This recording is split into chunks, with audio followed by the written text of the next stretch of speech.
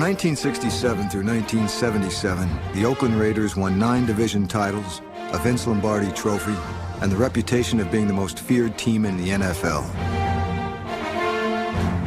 But by the end of the 70s, the silver and black were in decline. After not making the playoffs in 1978 and 79, Oakland made wholesale changes to compete for a title in 1980. Still, most experts picked them to finish last in the AFC West. Even with 15 new players, the team retained the hallmarks of the Oakland Raiders. Veteran leadership, embodied by number 63 Gene Upshaw. Physical intensity, personified by rookie Matt Millen. And an unlikely reclamation project. In this case, a former #1 pick whose career had hit rock bottom in 1978. Talk about low points, you know, here I was, a first-round draft choice just 7 years earlier, you know, out of football. You talk about depression. I didn't know what to do with myself. Maybe I should quit football altogether and go seek employment elsewhere. It was a very, very difficult time in my life. We knew he had talent. We knew that he could play. I can remember him being a #1 pick out of Stanford. The Raiders go back to New England to play him in his first game, and he beats us. You know, I still felt, you know, I could play football, you know, even though I was down in the dumps and things weren't going well for me. And you know, all I needed is to be given another opportunity. Plunkett got an opportunity in Oakland, the league's island of lost souls. It's always a group that's seen as a renegade group, the halfway house of the NFL, guys that didn't fit in anywhere else, and they always seem to come to the Raiders and thrive. And it was a simple reason why it always seemed to work, because Al Davis always gave you a chance to be you. And we used to tell all the players, there ain't many stops after you leave here. Davis gave his new quarterback a simple message. You know, everywhere you've gone, you've been labeled as a savior. You know, you've been brought in to help turn this team around. Well, here, that's not the case. We want you to sit back, watch, and learn our offense, and just get yourself prepared. Entering the 1980 season, Plunkett was the Raiders' backup behind Dan Pastorini, a former Northern California high school rival, and the man selected 2 spots after Plunkett in the 1971 draft. I'd have just about had it, you know, 2 years on the bench. Stabler was gone. They were bringing in Pastorini, another strong-arm quarterback. He didn't like sitting on the bench. He wanted to get in and play. And it's no fun to come to practice every day, to work as hard as you work, and never get a chance to show it on Sunday and to help you win football games. One player expected to help Oakland win right away was Matt Millen. The Raiders selected the Penn State linebacker with their 2nd-round pick. What did I know about the Oakland Raiders? Heck, not very much. I knew them by reputation. I knew they were kind of a rogue outfit. There was a sign that hung above our old locker room, and it said, "The Raider rules." Raider rule #1, cheating is encouraged. Raider rule #2, see rule #1. It was something we said among ourselves when we would be out away from the game. If we were playing golf, if we were playing shuffleboard, if whatever was going on, the old saying was, if you're not cheating, you're not trying. And you laughed about it. You laughed about it until you realized that what they're saying is, find a way to get it done. Find a way to get it done. If somebody holds you, how do you make them stop? If you need to talk to the official, fine. If you need to grab them by the throat, great. If you need to punch them in the throat, whatever you need to do, get that done. Is that cheating? Well, you know, I read Raider rule #1. Cheating was encouraged. Is that cheating? Actually, no, it isn't. I learned very early. Every game has its own set of rules, and every officiating crew calls them differently. Whatever those rules were that day, you learned them fast, and then you learn how to skirt them. Whether the Raiders cheated or not didn't matter. Few thought Oakland would win in 1980. I really didn't have very high expectations because the day I was drafted, I said, are they any good? And they said, nah, you guys aren't going to be very good this year. But in 1980, the only surprise bigger than the Oakland Raiders would be the man who wound up leading them back to the Super Bowl. A lineman in college, Matt Millen had 6 weeks of training camp to learn how to play middle linebacker. Right away, Millen made an impression. Matt Millen in training camp. That has to be an experience you could never forget, because Matt Millen thought every day was game day. He thought every play was a game, and he thought they were voting for the Pro Bowl every time he walked on the field. The guy is coming in full speed. We don't even have pads on. He's coming in full speed, going right at Shell and myself. What's wrong with this guy? Where did he come from? Art Shell and Gene Upshaw, as soon as I got there, they took me under their wing immediately. I was like their little puppy, probably. The guy was nuts, and he would have something called arm parties where he would bring this bar into the room, and he and a couple of other guys would do curls at night until they couldn't lift their arms. He would do this all during training camp. And they would tell me, hey, you just be aggressive. You need to get that huddle straightened out over there. When I stepped into the huddle, they listened to me, and they wanted me to. They wanted somebody to take over, so hey, I'll take over if nobody else is going to. Millen's ability to lead the defense faced an early obstacle. I was so proud to have a form-fitted mouthpiece. I brought it with me from Penn State, and it fit in there perfect. Ted Hendricks comes walking over to me, and he goes, "You got that mouthpiece?" And I go, "Yeah." He goes, "Is that one of those form-fit mouthpieces?" And, oh, yeah, it's a form-fitter. I got it at Penn State. And he goes, "Let me see that thing."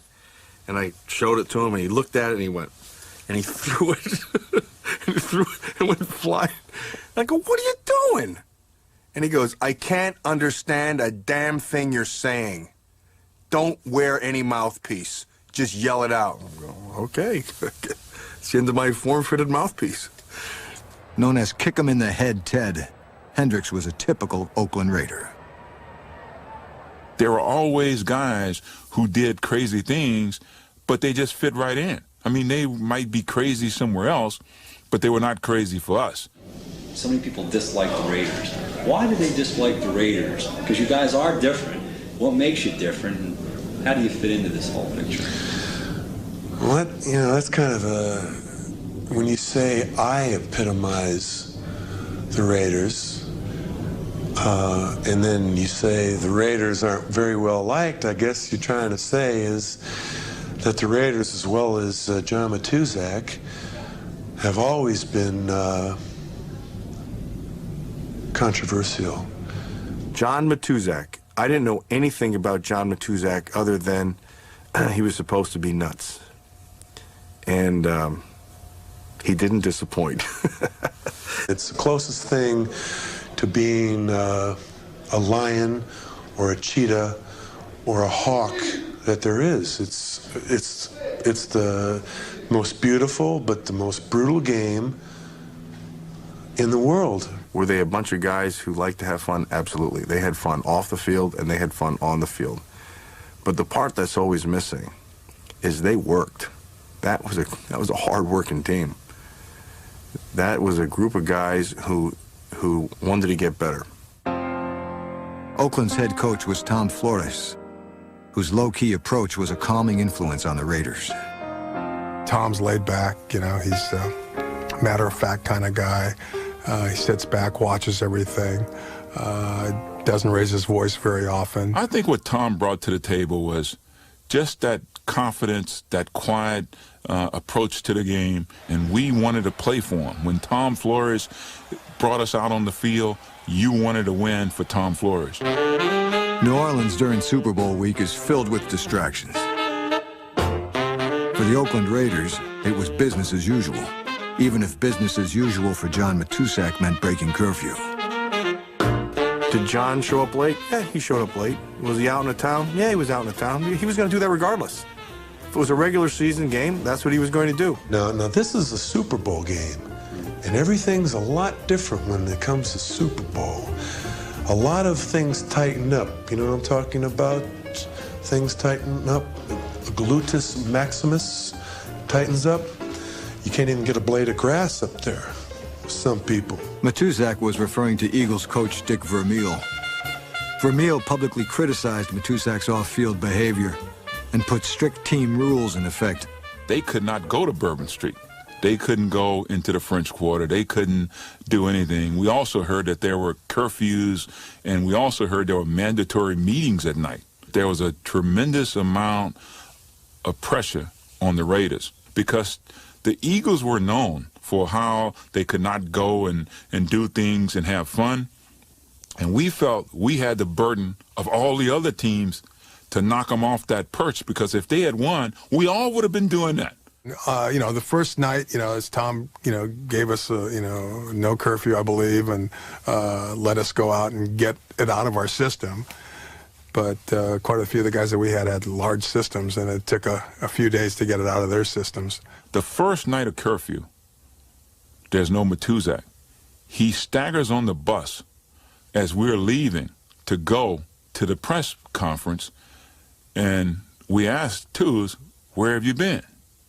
He said, I was out, and he looked like it. And so we asked him, Tuz, after all of this discussion we had in practice, and we all decided it's time to get serious, we got work to do, this is a business trip, and you go out. His response was, I went out to make sure no one else was out there. That was what he said, and he sat down, and that was that. Tom Flores tolerated the late nights, as long as the Raiders performed at practice. Our practices down in New Orleans, they were brutal. They were brutal. And I happened to be one of the guys that got into a fight with one of the defensive players because I thought he was going a little bit harder than he should be going. I got into a fight with Mickey Marvin. I tried to kill him. I head-butted him into oblivion. I was letting everything out. It felt so good to be on the field. By game day, not even world events could shake the Raiders' focus.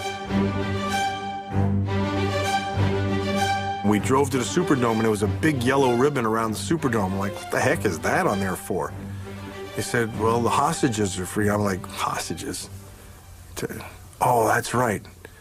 There were some hostages. I was so focused on what was going on. I didn't have a clue what was going on in the world. Some would listen to that and say, well, that's great concentration, and others would listen to that and say, the kid needs a little perspective. But we were there to play one more football game. And to go to that game and not to be prepared to play would have just been awful for what we had already accomplished. It wouldn't have meant anything. Super Sunday, what a day. I can't believe it. I can't believe it. It's like a dream come true. It's unbelievable. Yes, and we're going to win. We are going to win, no question. It was a great feeling. I was so proud to run out there. It was kind of like a storybook finish, all coming to a head. In some ways, the Super Bowl was anticlimactic because the best team in football, we thought, were the San Diego Chargers. We knew the Eagles had beat us. We knew we could beat them. We knew that if they came in the way that they came into that game we played them in the season, we could beat them.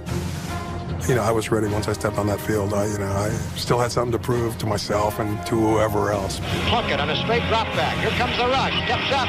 Can't find anybody yet. Takes off running to the left. Rolls on the move. And it's caught by King at the 40. It's over the 50. It's all the way. Nobody goes. To the 20. To the 10. To the 5. Touchdown Raiders. Plunkett's eating us alive. In just 3 months, Jim Plunkett had gone from Heisman bust to super savior. 3 touchdown passes capped one of the greatest personal comebacks in NFL history.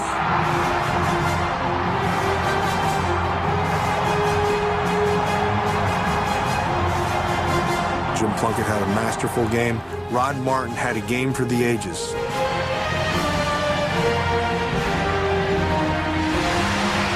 He was everywhere.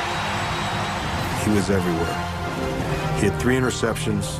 He wasn't Bobby Chandler, but with a little bit of stickum, he could hang on to the thing. That was probably compliments of the judge.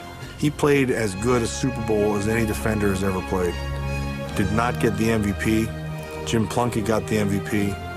Jim deserved it, but Rod deserved it just as much.